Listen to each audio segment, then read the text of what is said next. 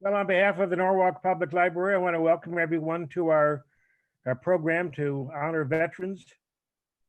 This year, it's especially important that we do so um, because we've been fighting a war against this COVID virus. And the example that veterans have always showed of putting country and patriotism first, putting aside their own personal career interests and working on behalf of the community are things that we all need to think about as the virus seems to be coming back for another attack against us. And so, those qualities that veterans have always shown of selflessness, of patriotism, of sacrifice, and doing without now so that we can all do better in the future, these are values that I think are more important than ever now. So, thank you to all of our veterans for their service to the country and for the example of showing what it means to be a patriot. I want to welcome and thank Mayor Rilling for joining us this evening. Harry, your beard is looking very good, I want to say. I'm not in competition with you yet, but I might be someday. I got a 30-year head start on you, I think, on that one. I want to thank Kevin Callahan and Jeff DeWitt for providing the program for this evening. I want to thank Wendy for helping to organize this, and Cindy Leahy, our program director at the library, for making these arrangements. The library considers it very important to be one of Norwalk's public institutions that make sure we never forget what veterans have done for our country and that we honor them at every opportunity. So thank you for coming tonight. And now my great pleasure to ask Norwalk's Mayor, Harry Rilling, who I think has done an excellent job defending the city against the virus and being cautious and careful. I want to thank him for that, to say a few words of welcome as well. Mayor Rilling? Thank you, Mayor Knopf. And thank you to the Norwalk Public Library for presenting this program to honor our veterans. Veterans, by every definition, are the heroes of this country. They have left their homes, starting with the American Revolution, picking up weapons and laying down shovels to protect and defend this country and to provide for us the freedoms that we so much enjoy. And programs like this are so important because we need to keep this thing that we need to keep this going forward so that our young people never ever take for granted the freedoms that veterans have given their lives to protect. So I am very, very thankful to be invited to this. There are so many things that I could say about veterans and about the feeling of service to this great country that we just need to continue making sure that we never forget the sacrifices that our veterans have made. Those who left and never returned, as well as those who left and returned, perhaps with issues that we need to protect and service. And I'll just say this before I finish. Yesterday at the Veterans Committee, or the ceremony for Veterans Day, I recited something that I find so important, and it was it was written by an anonymous veteran, and it goes something like this. I'm not going to quote it verbatim, but it goes something like this: I was prepared to serve my country. I was prepared to go into battle. I was prepared to give my life if necessary. But when I came home, I was not prepared to be homeless, hungry, or unemployed. So let's make sure that we do all that we can to support our veterans when they return home and to thank them for all that they have done for us. So again, thank you for the Norwalk Public Library for doing this. Thank you, Mayor Rilling. Just before I turn it over, I'm not sure, Cindy, do you or Wendy, who's going to do the introductions? Wendy will. Wendy, if I could, just before I turn over to you, I just want Kevin and Jeff to know that unfortunately, this second Thursday of the month is our regular Norwalk Library Board meeting, which starts at 7. I've delayed it till 7:15 so I could attend as much as possible. But if I get off early, I don't mean any disrespect, but we have this regular meeting that has to go forward. So I hope you'll understand. And thank you again for coming to help us out. Wendy?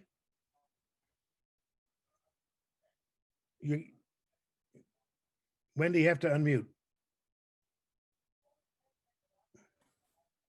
Oh, thanks so very much, Alex. And it's a privilege to be with everyone here this evening in honor of Veterans Day and to welcome two very special guests, Kevin Callahan and Jeff DeWitt. Kevin is a Norwalk resident, writer and publisher, and the author of Brothers in Arms, Remembering Brothers Buried Side by Side in American World War II Cemeteries, and was just published last July 4th. Jeff was born and raised in Norwalk. He's a 26-year U.S. Air Force veteran who retired in the rank of Chief Master Sergeant, the top 1% of all enlisted grades. He has researched countless veterans from Norwalk and their stories for his project, norwalkctheroes.org. So we're going to hear from each one of them, followed by a few reflections from our other special guest, Mayor Harry Rilling.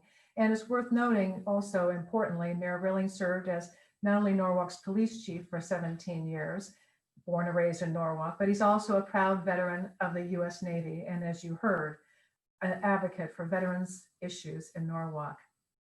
Then we will open up the room for questions, which we invite you to post on chat. And also lastly, this is being recorded and will be available on the library's site. So you can share it with everyone who didn't make it tonight.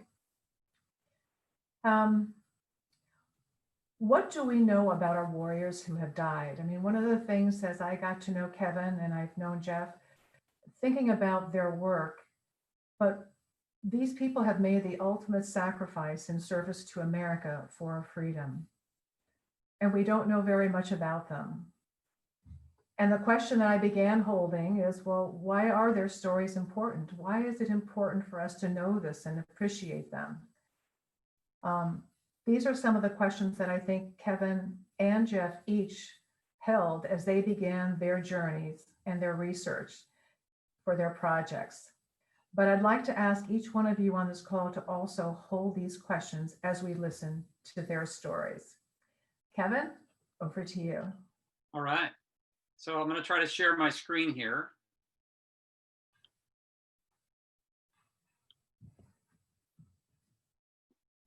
All right. Can everyone see that? All right. Well, thank you, Wendy, for that introduction. And thank you, Cindy, and to the Norwalk Public Library for inviting me to speak today about my new book called Brothers in Arms, Remembering Brothers Buried Side by Side in American World War II Cemeteries.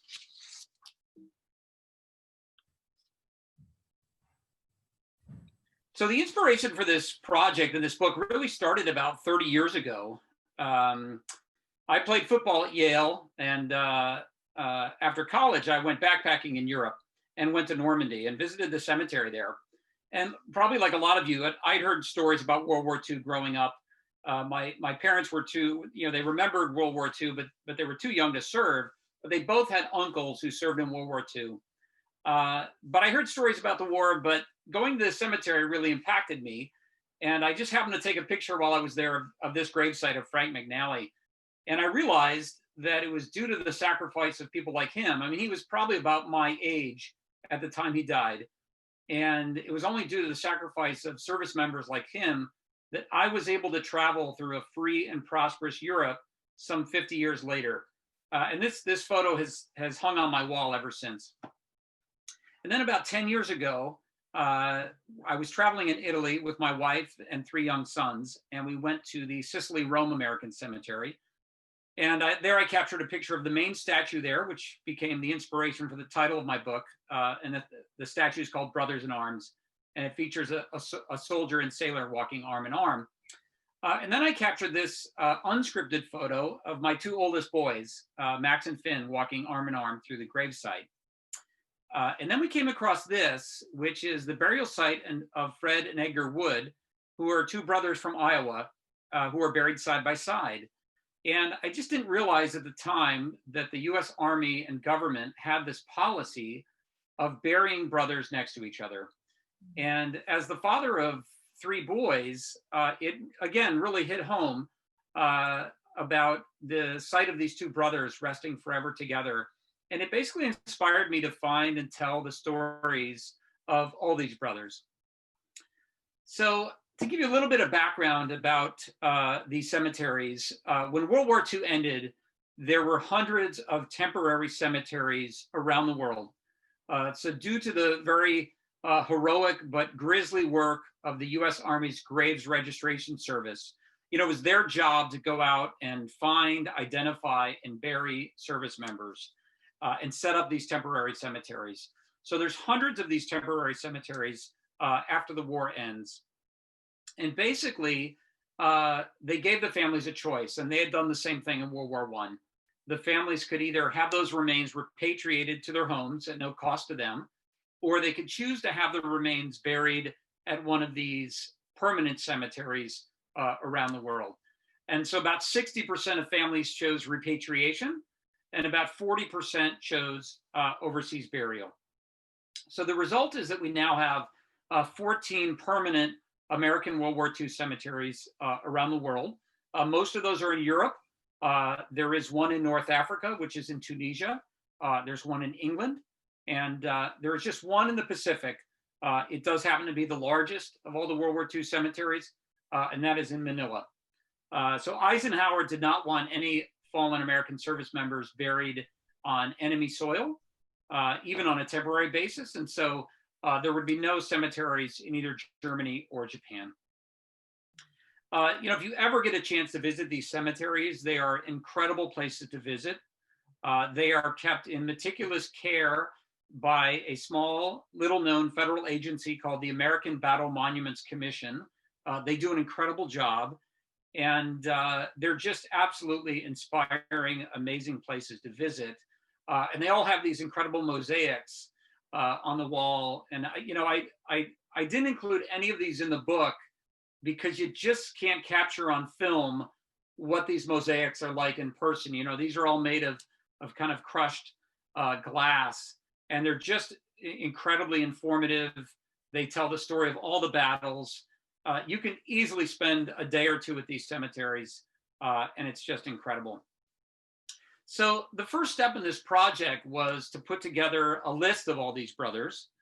And so I worked with the American Battle Monuments Commission, and they really didn't have a centralized list. One thing we have at the back of the book now is what we think is a comprehensive list of all brothers buried side by side, and even those brothers who are not buried side by side. Although, as I often tell people, this is a living project. And so we want to continue to collect more information. And so Jeff DeWitt, who you'll hear from next, actually alerted me to a pair of Norwalk brothers who are both buried overseas. They're not buried side by side, but they are buried at 2 different cemeteries. And so we'll continue to add to this list. But that's the list there of about 280 sets of brothers who are buried side by side in overseas cemeteries. This reflects their hometowns, basically. And so the first thing we did, I really wanted to track down surviving family members of these brothers, especially to collect photographs and historic artifacts. I really wanted to put a face to the name. You go to these cemeteries and there's hundreds of white burial markers. And so I wanted to find the families and collect photos and artifacts. So first we built an online family tree to kind of understand what the family looked like. and then used a lot of online resources, obituaries, white pages to actually contact these families.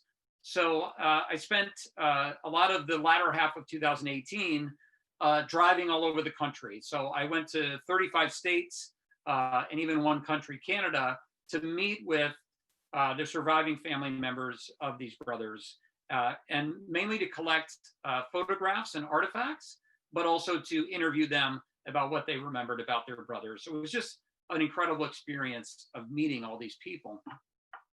So the book itself is organized by cemetery.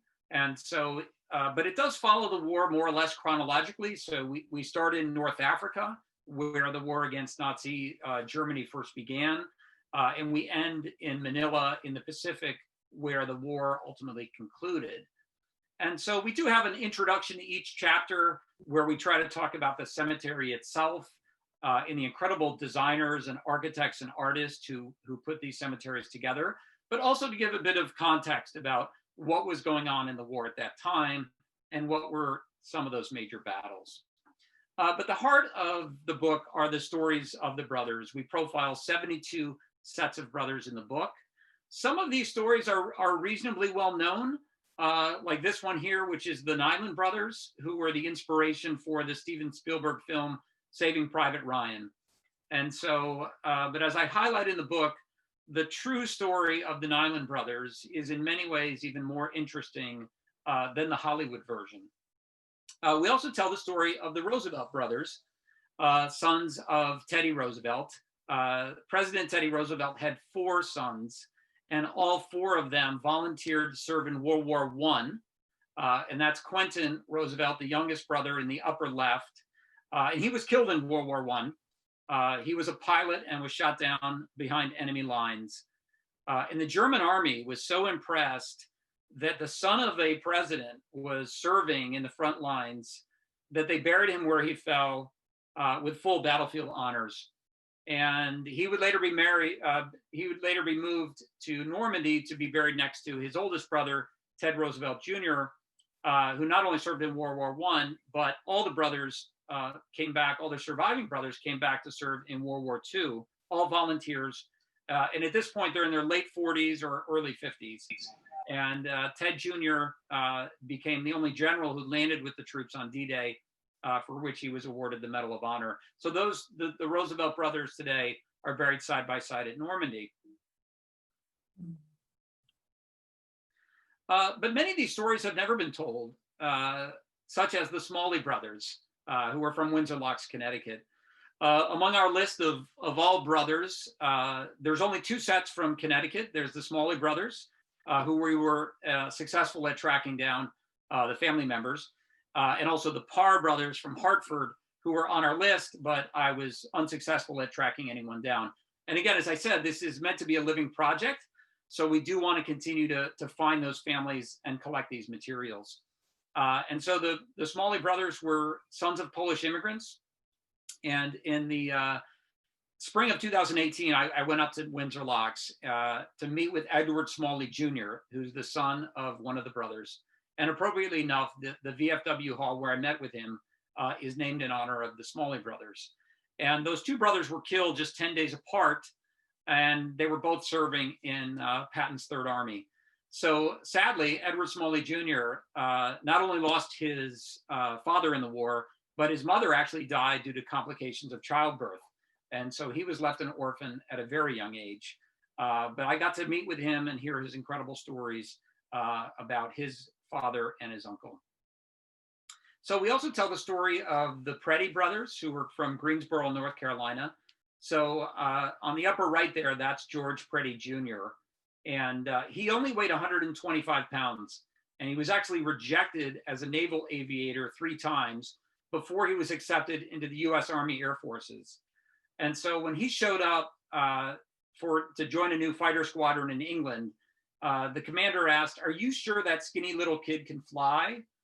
Well, that skinny little kid could fly. George Preddy Jr. went on to become the top P-51 fighter ace in World War II. His younger brother, Bill, was also a decorated P-51 fighter ace, and both of them were killed in accidents in 1945 and are buried today side by side in Lorraine American Cemetery. Early in the war, George Preddy Jr. was actually injured in a training accident in Australia. And he wrote a letter to a friend explaining why he needed to return to action. And he wrote, I must go back to do my part. Let me just see this. Sorry. I must go back to do my part, back to fly and give again. And I'm not afraid my plane may be shot away, but I have wings not of wood or steel or stuff, but wings God gave my soul. Thank God for wings. So we also tell the story of the Trimmer brothers who were from Salem, Ohio. And again, like all these brothers, I went out to meet with the family. And I met with a woman named Margaret Paxson White, who's actually a half sister of the Trimmer brothers. And I asked her, what was it like to lose two of your half brothers in the war? They had different fathers. And she looked at me soberly and she said, when you're all raised by the same single mother, there's no such thing as half anything. And that single mother was Anna Trimmer White, who's there in the center of this photo. And she not only lost two sons in World War II, but she lost a third son in the Korean War. And there's a couple examples of that where, the brothers were too young for World War II, but they volunteered to serve in Korea and lost their lives there. And she was interviewed by a local newspaper after that. And they asked her, what is that like to lose, three sons in two wars? And this is what she said. She said, naturally, I feel deeply that they are gone. But if the sacrifice they have made will keep liberty alive, not only in this country, but in the rest of the world as well, their lives were not wasted. So these are just a few of some of the amazing stories we tell in the book.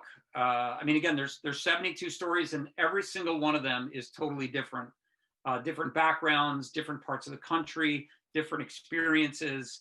It really was just an amazing journey for me to tunnel in and learn these stories and to pull these photographs and artifacts out. There's more than 700 photographs and artifacts in the book, and so many of those amazing stories.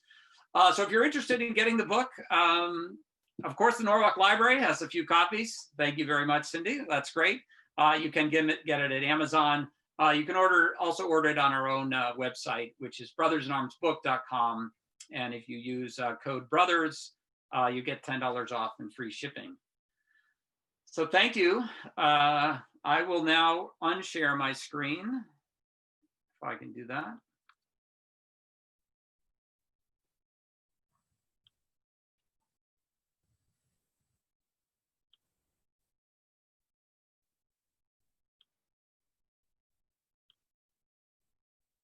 Okay. Okay. All right. Okay, Kevin, thank you so very much. And before we move to Jeff, I just wanted to also make a couple of comments that one of the things that was really striking or is striking about Kevin's work is that it's snapshots and snippets that are very, I'm going to use the word digestible. I mean, you get a sense of the people, these men, their early life, where they were as young men before they moved into being drafted or enlisting. You get in just a few lines, and it's very poetic and very lyrical, Kevin, so kudos. You get a sense of where the context of their family was and the context of the battles, where they fought, where they were. And the other thing that I think is really was really impressive to me is how, again, so many photographs, and you get a sense in 2 pages of the people, of their family life, their parents, especially the brothers. And I was so struck by how much they smiled. Yeah. Their smile, so many of the pictures, they're smiling and they talk about what, and you use that quote, and I'm going to probably wind up with it too, but it was so much about being willing and able and giving. And this idea of service and giving, and for the sacrifice you made for us, for our freedom. And it just comes to life so much. And thank you for doing this in terms of on our national scale here. And Jeff, I'm going to turn it over to you, which you've moving this into really bringing it home into our Norwalk space here. So while I'm prepping to share my screen, I'll just say that I'm a fan of Kevin's work. Absolutely amazing what he's done. I bought the book myself, and I've helped him discover a couple of Norwalk residents that not, while he mentioned not buried side by side, one in the Philippines and one actually in Normandy. And I'll talk about the set of brothers. I also came across another set of brothers from Norwalk. One was killed in World War II. One was killed in the Korean War. They were 4 years apart in age, and you know, it's completely a Norwalk story. So, you know, without further ado, I might as well get going. That is the web page. You know, as many times as I can put that out there. You know, it's the home for all of the research that I've done, and basically my goal was, like it says on the screen, to preserve the legacy of Norwalk residents who were lost during wartime service. And not all were killed in action. Some died of disease, especially in World War I, the outbreak of Spanish influenza and that sort of thing. Some by accidents and that sort of thing. But without further ado, we'll get going here. Let's see. So the obligatory overview slide / agenda, you know, it's a good kind of sense of the project to just answer these questions. And then the last 2 bullets there, to some of the people speak about them specifically and the impact that they had on me, and then some lessons learned at the end.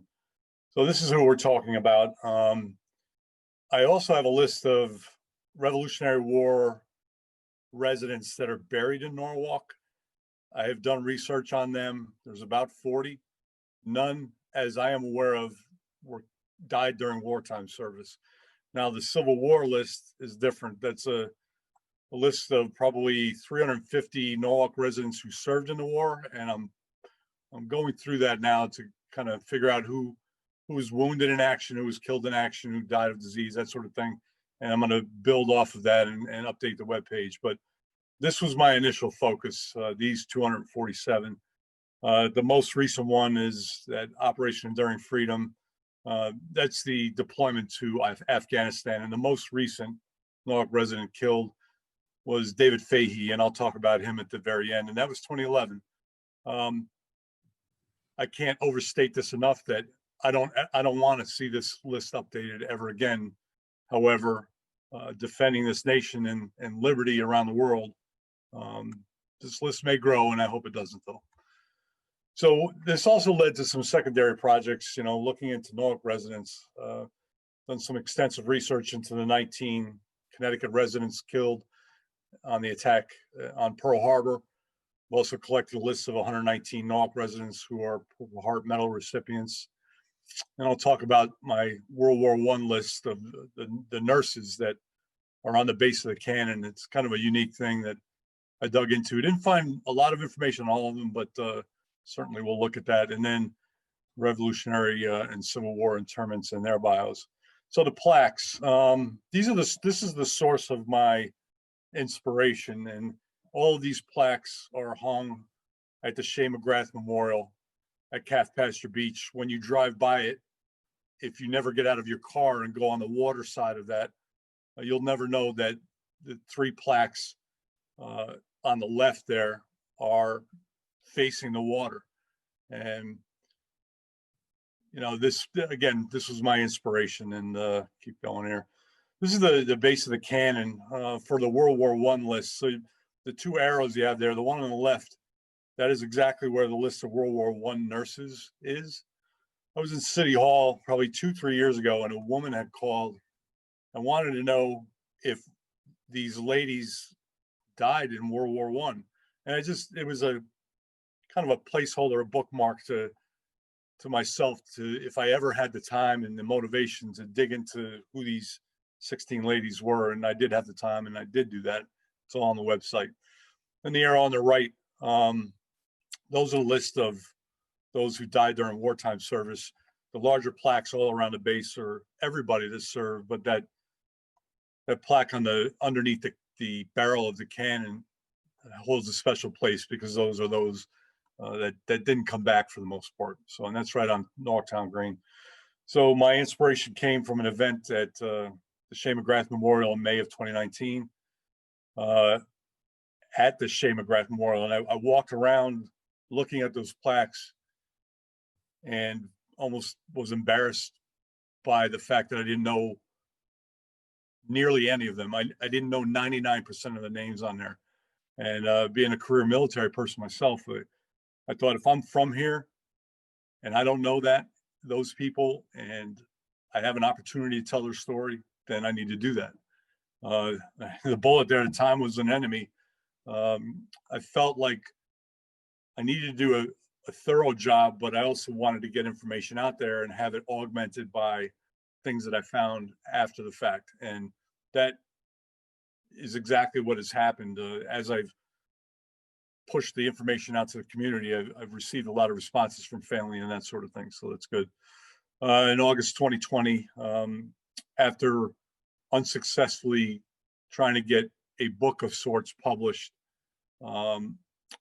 regretfully, the publishers felt the work was too local because it's just specific to Norwalk, as opposed to Kevin's work, which is kind of a global story about brothers. That definitely has more appeal to a publisher. And I'm not offended by that. I understand the business, and I just moved on from there.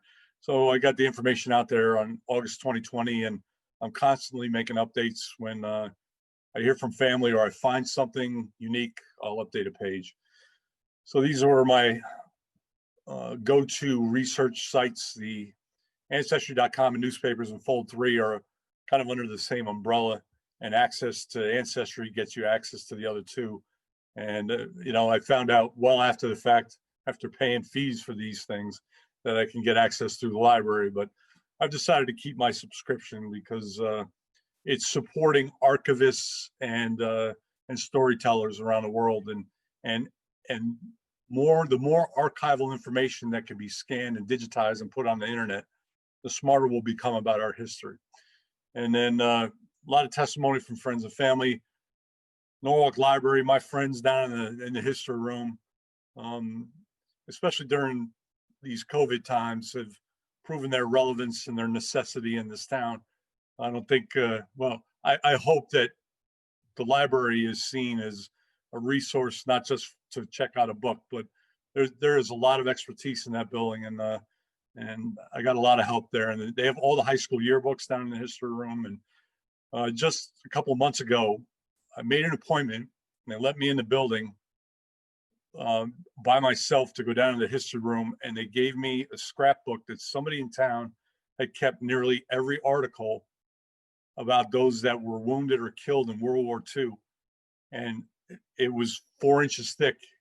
And I spent 3 hours on this with my phone taking pictures, and then I would take all that info back and update the website. It was something else, and I can't thank them enough. And a little plug for the library again. You're welcome, Cindy. So why did I do this? Besides the initial embarrassment, and as a career military person living in town, I should know who at least some of these people are, and ended up finding out all of their stories, really. So I have an expression that I've kind of picked up and use often, and that is, they say you die twice in life, and that is when your physical body no longer draws breath, and then when your story, nobody's alive to tell your story. And so during my research, I came to some dead ends on some of these people where I couldn't find a living family member anywhere. And I thought, well, geez, that person's story died when his descendants died, and nobody's around to tell the story. So I felt it a responsibility to go and tell the story. And it's important to me, especially for the younger generation. I saw a lot of kids out at the Veterans Day event yesterday, and it warms my heart to know that there's parents out there doing the right thing and teaching their children about what service and sacrifice means and looks like, and I would love to integrate all my research into some programming with the Board of Ed at every level, you know, kind of a softer take on it at the elementary level, a little harder take at the middle school level, and then a little more deeper look through the RTC units at both high schools, that sort of thing. So we'll talk a little bit about a few of the fallen now. First story is about Friends to the End, and this has always been some mystery to me. And when I started doing this, I had to go back and check, did this really happen? And it did. So this is, the bottom right is a picture of the USS Juno. If you've heard the story of the 5 Sullivan brothers that died on the same day, this was the ship that they were on. And Norwalk's own Charles N. Byington was on the ship when it went down off of Guadalcanal. And he's considered MIA. His remains down in Davy Jones' locker, as they say. And come to find out, there's another Norwalk resident who was assigned to the same ship. So Seaman Byington and Seaman Caldera are separated by birth by 6 months, separated by homes by about a mile. And I've always wondered in my mind, let me augment that, is they joined on the same day and got assigned to the same ship and died together. And it's quite a story, and kind of dovetails into Kevin's work too. While not brothers by blood, but brothers by service for sure. And I can't find family on either. It would be great to know if they knew each other before they made that decision to join. So moving on, these are 2 sets of brothers to talk about. This is Lieutenant Junior Grade Stephen Barwa. His plane crashed in the ocean, and he's considered MIA as well. And his little brother was Army infantry and died in Korea. And I can't imagine the parents of these 2 brothers. You know, there was a calling back in that day to serve, and both of these brothers felt that, and both paid the ultimate price. The Diavanzo brothers, which now Kevin has their information, there are living family members in town who provided these pictures, actually. One was infantry. He died on June 9th, so 3 days after D-Day kicked off. He was a litter bearer on the beach, on Utah Beach, and lost his life trying to save others. And then his brother was killed on the ground. It says airborne there. He was killed on the ground, though, in the Philippines, and is buried in the Philippines. Lieutenant Gordon Buck was a caddy at Shorehaven Golf Club. 8 Bethel Street is somewhere near Partners Cafe, back in those back streets of East Norwalk, back in there. And I just imagine him walking from his house to Shorehaven and shagging balls and carrying bags for the members there. And he was called like Eagle Eye Buck or something like that. And he actually dropped out of, or failed pilot school and took up the navigator career, and went down on a B-17 at sea. Sergeant Louis Dotto, Kevin had a map up of some islands in the South Pacific. The northernmost island was Saipan, and that's where Louis Dotto lost his life, along with 16 other members of the 27th Infantry that day. And he's considered MIA. His remains have never been found, nor have the other 16 members of that unit. The theory is they were lost in or buried in a mass grave that hasn't been found yet. And 4 Neptune Avenue, right in South Norwalk. And the Gregory family, for their longtime Norwalkers, know Gregory's store that was out on Newtown Avenue. No longer in the Gregory family, but still exists. And old timers like me still call it Gregory's, and people wonder what I'm talking about. And then I say, oh, it's IGA on Newtown Avenue, and then they get it. But he was killed in a PT boat. A little trivia there is the only U.S. president to be awarded a Purple Heart Medal was John F. Kennedy, who was also a PT boat pilot. Probably one of the stories that affected me most was Captain Hall. Born the son of a diplomat and a doctor, and moved to Norwalk, lived on East Avenue across from kind of where exit 16 lets out on East Avenue there. It's a residential property now. I imagine the house got torn down at some point. Spent a year at Harvard, dropped out because he was bored. Spent a year at Yale, dropped out because he was bored. Joined the Army as an enlisted guy, and excelled at all the training that was offered to him, was offered a commission, became an officer. He designed his own operations plan to parachute behind enemy lines in Italy and do clandestine missions to destroy railroad tracks and electricity and these sorts of things. And the precursor to the CIA is the OSS. And the generals in the OSS at the time liked his plan, sent him off for some more advanced training, and off he went. He was caught. He's avid skier. He was skiing to a mission by himself, and the frostbite set in, and he found himself on a farm in Italy. The locals took him in, but then turned him into the SS, who were an evil unit of the German army. He ended up getting hung. They tried to pin it on him as it was a suicide. Clearly, through the investigations of this incident, he was definitely hung with intent. They found the 3 German officers that were responsible for his death, and they too were hung in a war crimes trial in 1948 after the war. And this is right here on the streets of Norwalk. And this is a book that was written about him. I went down a road where I thought, boy, this reads like a movie. All we need is a love interest and, some great cinematography. But the book's been written. I own a copy. If somebody someday would convert that into a screenplay, I think it would sell well.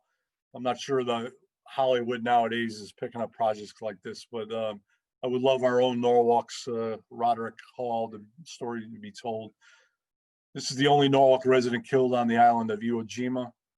Commerce Street is right off of Wall Street in the old downtown Norwalk. He was in the Marine Corps, and his name is on this monument that you see pictured up in New Britain, dedicated to all Connecticut residents that died on Iwo Jima. John McGrath, common name. You've heard me mention the Shea McGrath Memorial. John never finished high school. He joined the 10th Mountain Division. He was the first person of that unit with a long and glorious history and proud history of combat. First member of that unit to be awarded the Medal of Honor. And we had McGrath Elementary School was named after him. They torn down that school to build, I believe, the West Campus of Norwalk Community College. So Mayor Rilling, if there's ever another elementary school built in town, I would love to see it named McGrath Elementary to keep that name alive. Aurelio Mucci, captain of the Cap Pasture Lifeguards, was a Boy Scout, well liked around town, killed in North Africa, Silver Star Medal recipient. Warren Semple, State Representative Gail Lavielle, who's in the final few weeks of her stay in the 143rd District as our state rep, went to France to a memorial ceremony in honor of Lieutenant Semple. There's actually a monument in the fields of France with his name on it with other pilots, 8 air medals, which is nearly unheard of. And it's a hometown hero. 12 France Street, that's I've driven by that house 100 times, and just to think that he lived there at some point and walked to Norwalk High from there, that sort of thing. Get into some of the Vietnam War folks. Captain Joseph O. Brown. 5 Harvard Street is off of Dry Hill, which is across from Stu Leonard's. So if you head out the main entrance to Stu Leonard's and go straight, Harvard Street's down on the right. That's where he lived. He was graduated Norwalk High, was on the golf team junior and senior year. And this is the plane he flew. Single seater, no weapons, and kind of an advanced outlook for infantry, for ground units, and was killed in Laos when we shouldn't have been in Laos in 1966. That's where his plane went down. His remains weren't identified until the 2000s. His remains are with family, and he has a marker in Arlington National Cemetery. Rit Caskey, classmate of Mayor Rilling's. From all accounts, everything that I could find on him, well liked. The ladies loved him. He played guitar. He liked cars, and you know, he was a knucklehead in high school. I think I know somebody like that. But anyway, yeah, you know, just the story of the town. Michael Scanlon, 45 Maple Street. This is across from the entrance to the Norwalk Hospital, apartment building there. Lived with his dad there. His mom lived in Massachusetts, where he went to high school. He was 5'0" and considered to be too small for a Marine, and ended up overcoming that obstacle. Had deep faith in Christ, and these are the things that drove him. And his Silver Star Medal citation reads like a movie. And yeah, one of ours, Danny Shea. Everything that I've read about him, quiet kid, unassuming, and volunteered and was a medic and saved 4 people's lives. And when he went to save the 5th, his life was taken. Sergeant Tarsi, this is somebody that knows service. Bottom 2 bullets there. Served in the Navy, joined during Korea, served 4 years, came back home, served in the Norwalk Police Department for 2 years, then went in the Army. When he was killed, he was married and had 3 children. And I was able to get in touch with one of the surviving daughters. One of the other ones is living in Europe somewhere, and I'm unable to track her down. But Wilfredo Perez, well known around town. The Wilfredo Perez Foundation is strong in veterans advocate issues around Norwalk and in the state. He was killed guarding a hospital, he and 2 other members of his unit. During freedom, this is David Fahey. He went to high school, private school in Danbury, but lived in Norwalk for some time of his childhood. And his family live in the area and are at nearly every ceremony that Norwalk has honoring our veterans. So my motivation to kind of go back to my original comment about you know, being a life, or not a life member, but a longtime member of the military, and needing to know who these people were, and then to share the story with future generations in Norwalk. There were a lot of highs and lows in telling these stories. Each story that I could ended with me visiting their gravesite where I could. Massachusetts, New York, New Jersey, and Connecticut are the states that I visited to get my own picture of their headstone. There are quite a few buried in overseas cemeteries. We have 2 Norwalk residents buried in Normandy and 3 in Sicily, Rome. Kevin talked about those. Personal impact to me is I will do this for anybody for free. I've been contacted by people that know that I do this, and I'll dig into, you know, my resources and try to tell the story of their loved one who may have paid the ultimate price. And that concludes my presentation. If there are questions, I'd love to hear them, and Kevin would too, I'm sure. Great. Thank you so very, very much, Jeff. Before we move to questions, I'm going to just, I want to make one observation, Jeff, about the scope of your work. I find that, you know, going back to the Revolutionary War and then bringing it to contemporary, I mean, it really brings to life so much of what our community here in Norwalk, again, the historical context. But again, bringing, especially just in your sharing here, and I encourage everyone to go on to the website, which again is norwalkctheroes.org. It brings to life, it's not just a name on a memorial or on a tombstone for that matter. It's how it's brought to life.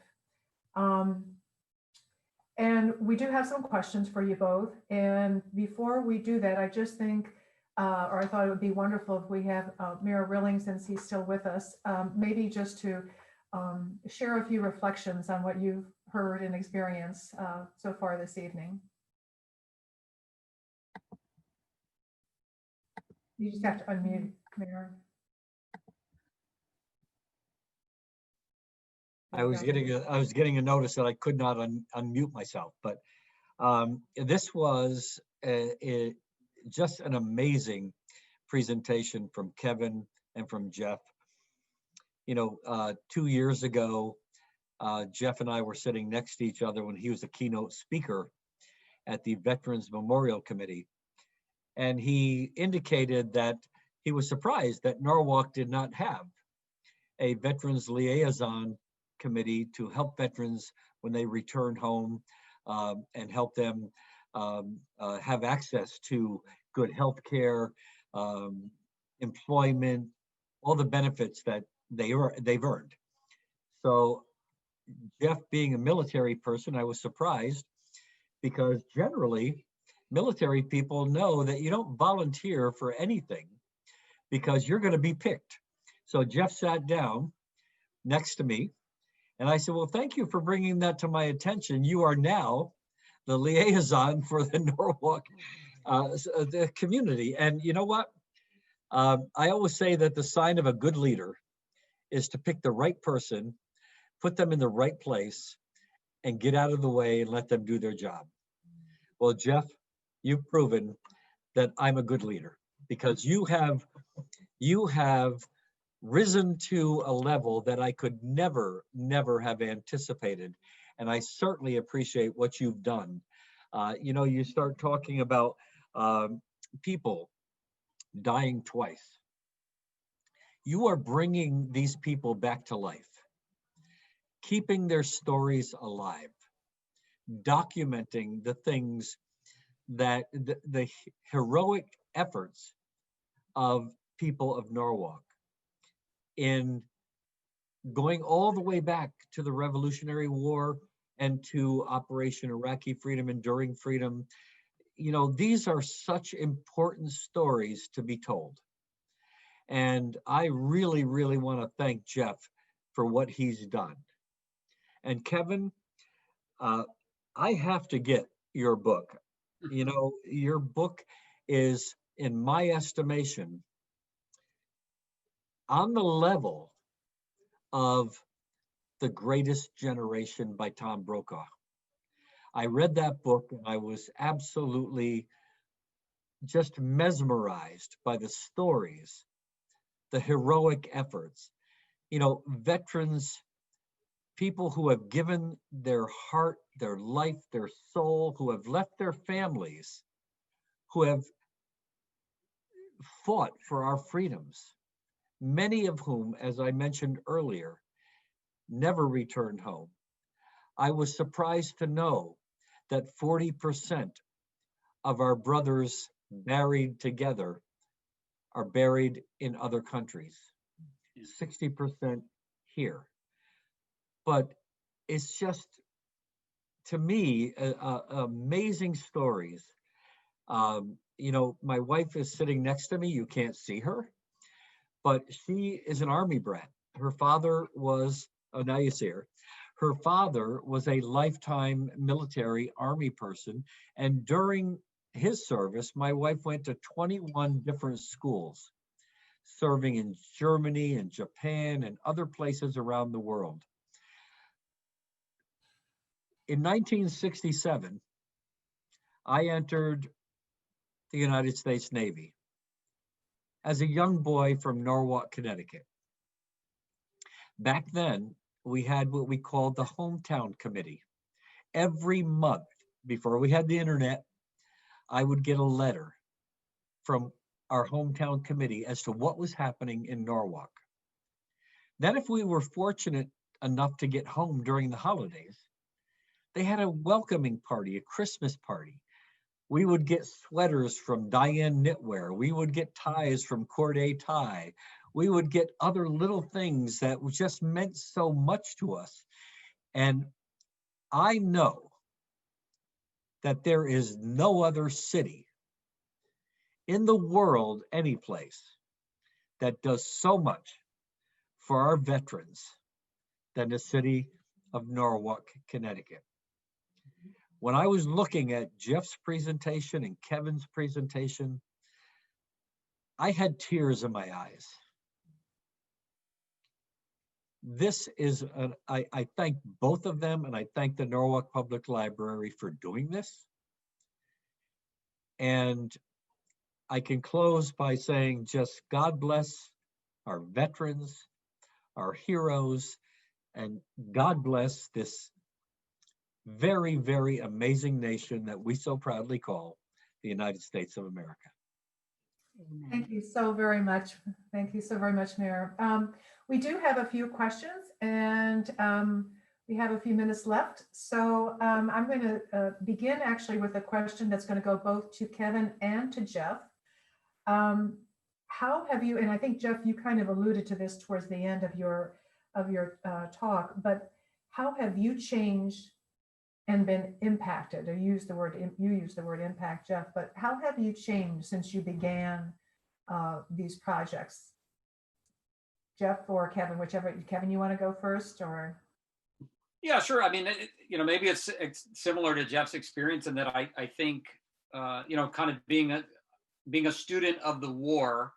As I said, I grew up hearing war stories, but I would say I was much more a student of the war. And so, but when you go and actually meet these families and hear these personal stories, it very much personalizes and humanizes the war.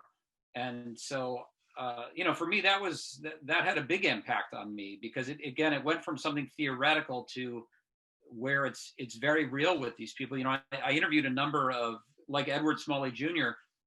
He never knew his father. His father died when he was 3 months old. And some of those interviews with children of brothers who never knew their fathers, it was very, very emotional, because they had, as a woman in Seattle told me, she said, there's been this hole for 75 years and there's just no one been there. And so, and in many cases, people were bringing back, memories that they hadn't talked about in a long time. And so for me, it was that experience of kind of going from something that was a little bit more theoretical to very much making it a personal human story. Was really, that was an amazing experience for me. Yeah. And for me, what started out is, just researching some names. The more I dug into it and the more that I gathered, I felt a deep responsibility about it all. Like, this is a story this website's gonna outlive me, I hope.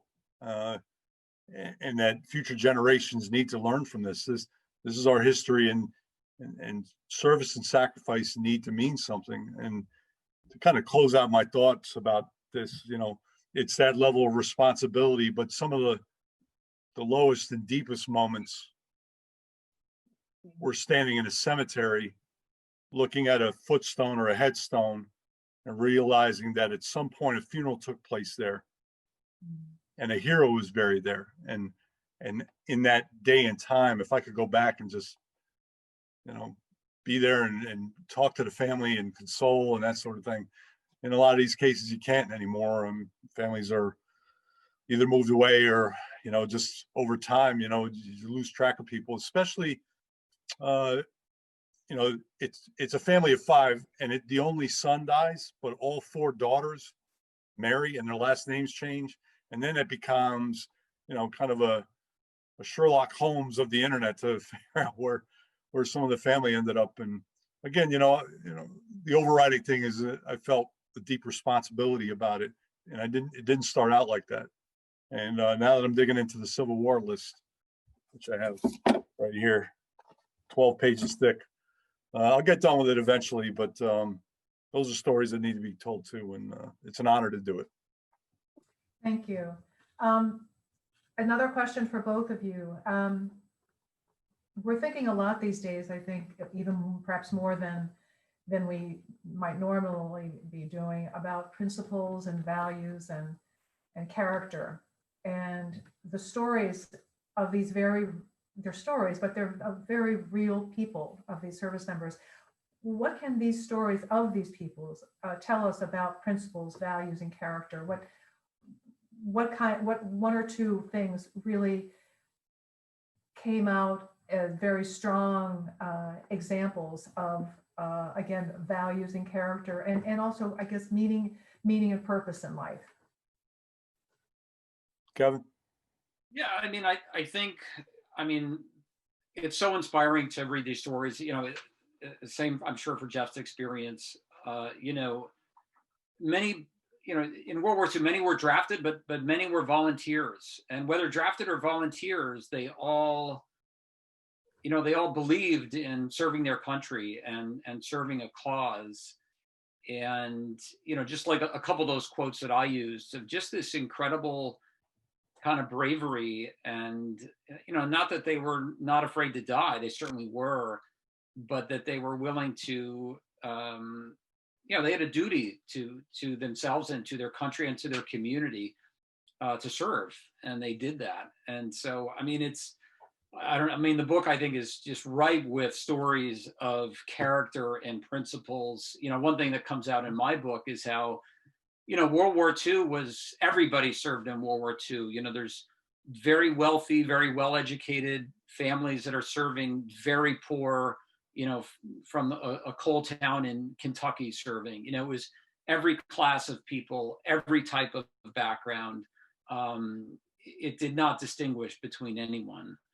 And, I just think it's, I use that quote from Anna Trimmer White, who lost, 3 sons. And this idea of it wasn't just for the freedom of Americans, it was for the freedom of people around the world. That's really inspiring. I think any American should be proud that so many people, and again, it's the same in other wars as well, where Americans went overseas, not often for their own freedom, right? We were never really at risk of being invaded in World War II or World War I, but for the freedom of others. And it's something everyone should be proud of. And I think soldiers had a sense of that, but it was an incredible sense of honor and duty that they owed to themselves, to their family, to their country, and to their community. And it strikes me too, from what you're saying, it's a selflessness. It's caring about others and putting others before you. And I'm struck in both of the work that you're doing of the selflessness and giving to others. Jeff, would you like to add to some thoughts on that? Sure. Spent 26 years in the Air Force. Air Force has 3 core values. The second one is service before self. And I think that is getting lost in today's youth a little bit. Church attendance is down, membership in organizations is down, and I don't understand why. It could be a generational thing. When you think about the timeline of where we were in World War II, a lot of people that joined in World War II had family that served in World War I, so that service was passed down. I heard a story yesterday that I heard for the first time at Veterans Day, and that was on December 8th, the day after Pearl Harbor, 1941, when President Roosevelt declared war. 50 people from that high school class, that senior high at Norwalk High School, dropped out and joined the service that day. And that the lines were around the corner, recruiting stations everywhere. And so where does that come from? That's where you're putting everything about your life aside in order for a larger calling, for the flag, for country, for freedom, liberty, especially other people's freedoms around the world. And to Kevin's point, yeah, it's when I joined the military personally, it was to learn a career or something and then come back to Norwalk after 4 years. And then it became something a lot bigger than that afterwards. And especially when I was put in leadership roles where I had to mentor people about what's important about Air Force life and that sort of thing, it became much bigger than me, and remains that way, actually. Yeah. Thank you. It strikes me that there is that call to do something bigger than oneself. And the other thing that really strikes me, listening to you both again this evening, as well as reading your work, is these are ordinary people, but they're doing extraordinary things and such inspiration. We have one more question for you both before we close. And I love that this is not over. The work that you both are doing are living projects. So we've used that phrase before. So the real question, I think, for you both and for all of us that are here this evening, as well as going to be listening to this program afterwards, how are you continuing the journey? How can people help you help keep the work that you're doing alive? And the third part of it, which is a real tough one, Jeff, as you know, how do we stimulate more interest? Well, I'll go first on this one. Stimulate interest for my work specifically, into every house in Norwalk in some way, and through programming through the Board of Education, especially around Memorial Day. I mean, it's the perfect time. And again, at varying levels based on what kids can consume about death and service and that sort of thing, and kind of deep topics for the little ones. But so the way I'm going to keep this going, I mean, when I really dug into the meat of it, it was late last year, early this year. And early this year is when everything pretty much shut down. I would like to go to the National Archives Center in College Park, Maryland, and spend a couple of weeks there. There are boxes and boxes of service records there. I did not come to a satisfactory conclusion on some of these people's lives. I was left with feeling like lost at war. I don't know where they're buried.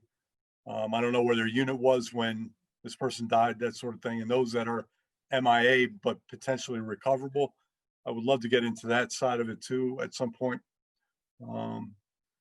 It's my life's work right now. I mean, it's all I do. I'm retired now, so. Is there something before, Jeff? Is there something that, again, people listening to this, that you can say, you challenge them or you invite them to take a particular step to help you in some way besides going? Again, I'm going to reiterate, it's norwalkctheroes.org. Certainly, I may have missed a connection to family members. If people go out and say, my uncle, and they read his bio and they say, well, my Aunt Josephine lives in California, and put me in touch with Aunt Josephine, then we can continue to tell the story in a bigger and larger way. This is very surface kind of research that I've done. I haven't had the time or the opportunity, except in a couple of cases, to go and meet with families. Kevin, I commend you for traveling the country and meeting one-on-one with people. It's meaningful to them too. The little that I've had the opportunity to do that, the family just gushed with information and wanted the story told, where maybe they didn't feel like it was told well enough before. That now there's an opportunity in perpetuity to have this story out there for future generations. And I'll leave it at that. And people care. I'm sure that's a very important part of it. Kevin, thoughts? Yeah, I mean, it's as Jeff was saying, it can be hard to track people down. So I said I've got about 280 sets of brothers on my list, and I had the help of my good friend Joe Geller, who's a Norwalk resident, who's retired, who was super helpful with me in trying to track down these families, because at some point you do all the research, but you need to hit the phone and actually kind of call people. And I was just reading something about polling, and it's one of the reasons why it's so hard to get polling data now is that in the 1980s they would get a 50% response rate. Well, because of caller ID, only about 6% of calls get answered. And so we were in that position where we're calling these people. We would leave voicemail messages, and there were many instances where we felt we had the right person and that they are related to this brother.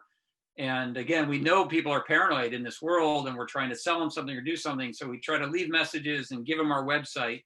But still, I think there were many people who didn't respond to us because they were still just worried that this is some kind of a scam or something they're trying to get out of. I mean, there were many families we finally contacted, and they said, oh, I thought this was some scam or something.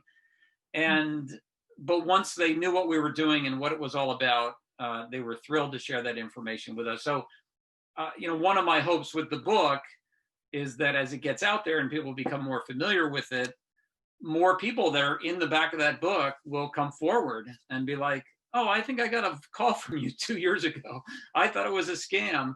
This sounds like it's legitimate. I would like to be a part of it. And so that's part of, just the sort of list in our book. But also, I'm excited, as Jeff indicated, some of the brothers that aren't in the book, because we didn't know about them.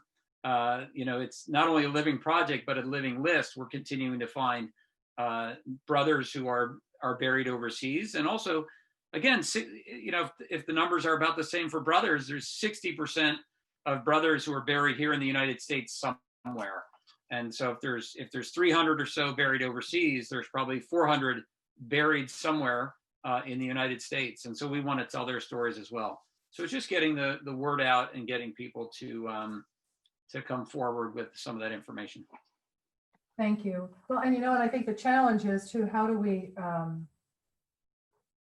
better increase awareness and integrate these stories into the civic Sure. life of our young people. Jeff, you mentioned this early on. It's like people blithely go by, and it certainly is a reflection on how we do acknowledge and appreciate Veterans Day, Memorial Day. But I think the question that I continue to hold is how do we better get the stories out just in our immediate community? It's great doing calls like this, but I think the challenge is also for great organizations like the library, Cindy, for all the work that you're doing, but also for the schools. So on that note, thank you all. Thank you both for being here this evening. Your work has been and continues to be a labor of love, which I so admire, respect, and I'm humbled by both of the work that you're doing. And Mayor, thank you again for joining us. I know Alex has signed off to a meeting. I wanted to actually close with a quote that Kevin actually mentioned in his presentation, but I was struck in leaping through the stories again earlier today from George Preddy Jr. and one of the brothers, and he became a top PS-1 P-51 fighter ace World War II. And this quote is from a letter when he was recuperating from, as Kevin mentioned earlier, from some injuries in Australia. And he wrote in the letter, he said, "I must go back to do my part, back to fly and give again. And I'm not afraid, my plane may be shot away, but I have wings. Wings not of wood or steel or stuff, but wings God gave my soul. Thank God for wings." And I wanted to share that with you all again, because Jeff and Kevin, our deepest appreciation to you both for giving these stories and these very real service members and people wings. Thank you all for joining us this evening. And again, I hope you'll share this recording with friends and family, and enjoy the rest of your evening. Thank you, Cindy, again, for helping us close this out. Thank you, Wendy. Thank Thank you you, all. Wendy. Thank you all. It was a wonderful program, and we will have it posted on the library's Thank you, website everything. as soon as possible. Good. Thank you.